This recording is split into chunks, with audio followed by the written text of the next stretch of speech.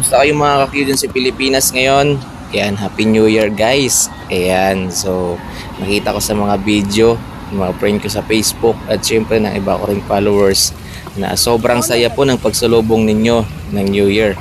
So dito kami sa India ngayon guys, ay okay naman kagabi, nag-inuman lang kami. Ayan, may sayawan ng kaunti guys. Pero hindi ko na siya na-videohan kasi medyo medyo busy na talaga. At ngayong araw guys ay naghahanap yung tiyan ko ng makakain. So dito nag-ikot-ikot muna ako, lumabas muna ako. Ayan, hi ate, Happy New Year sa'yo. Ayan. So si ate guys ay palagi ko siya nakikita dito pag umuwi ako guys. Pag dumadaan ako dito na always talaga yan dito nagbebenta ng kanyang paninda. Yan, ate, hello po. Yan, I'm from Philippines ate. Yan, hello. Shout out sa inyo. So itong ginagawa ni ate guys ay para po siyang kung dyan sa atin para po siyang squid ball, parang ganun. So may halo po siyang giniling na mga isda guys. Yan, pwede siyang iulam at kita nyo naman mukhang okay naman, wala namang problema dito sa pagkain ni ate kasi mukhang malinis naman. Ayan, hindi naman siguro nang galing sa CR si ate.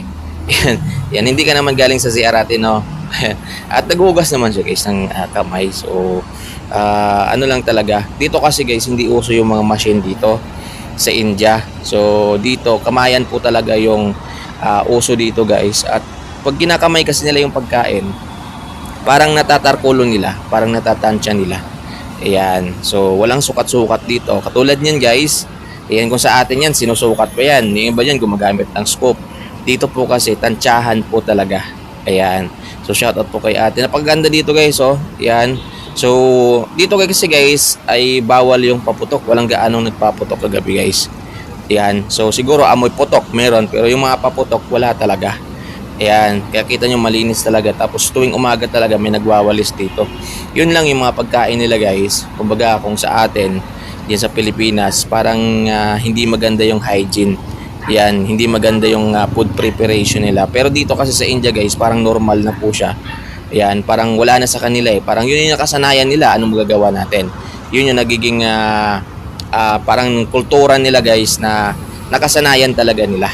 Ayan, so respeto na lang natin kung ano yung nakasanayan nila guys.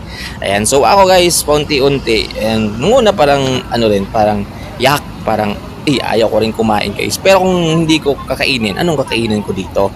Ayan, kasi yung pagkain ko na galing din sa Pilipinas ay isang tupper lang naman yun guys na bagoong, na sinigang, tapos isang garapo na bagoong, iubos na. Ayan, so dito no choice talaga. Kakain ko talaga at kakain ng kanilang mga sineserve dito. Ayan, masasanay din yung sikmura natin guys. Yun nga lang, hindi natin alam. Di ba, minsan sasakit talaga yung tiyan mo.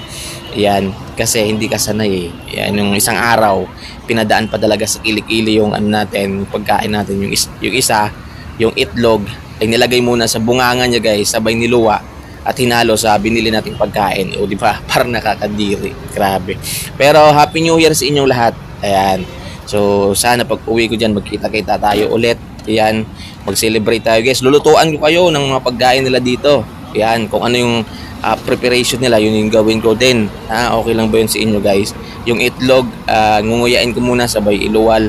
Tapos ihalo ko sa pagkain ha. Yan, so ito guys, kitang-kita nyo naman. Tuluto na. Ito na yung on-order namin. So dito kasi guys, nagkakalaga po yan ng 10 piso. So 4 na piraso per order niyan. Tapos lalagyan na lang nila ng sauce. Ayan si nanay. Hello nay. Ayan. I'm from Philippines, nay. Hello po. Ayan, hello sir. Shoutout sa inyo. Ayan, dito kasi guys para silang mga moody. Ayan, para silang mga police, para silang mga auxiliary police na mga moody. Ayan, so yung sauce na yan guys, yung parang yan may isasawsaw para mas maging malasa. Ayan. Ayan guys, nakita ko rin parang inaapak-apak rin yung paggawa dyan guys eh. Ayan.